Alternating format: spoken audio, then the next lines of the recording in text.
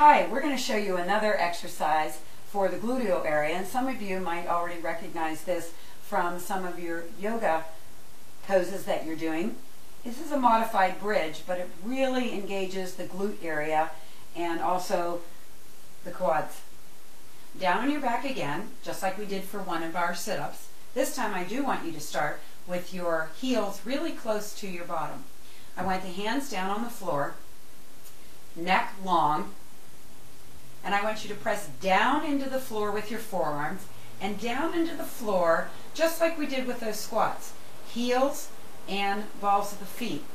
And I want you to peel the hip, giving yourself a nice pelvic tilt towards your chest, and press down in the heels as you lift those hips right off the floor.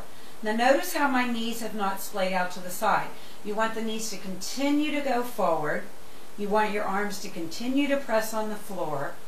And you want your heels to give that extra little boost so that your knees and your shoulders are all in alignment. Take a few breaths here. Hold it as long as you need to. And then when you go back down again, you want to go down the reverse that you went up. The lower back goes on the floor.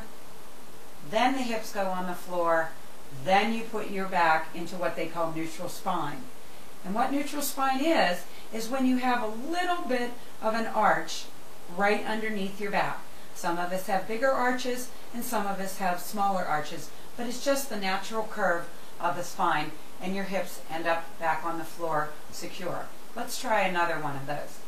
Pressing down into the floor, pressing down into the floor with our feet, long neck, tilt the hips forward, press into the floor with the heels and the forearms, lift the thighs and the bottom off the floor, knees are going forward.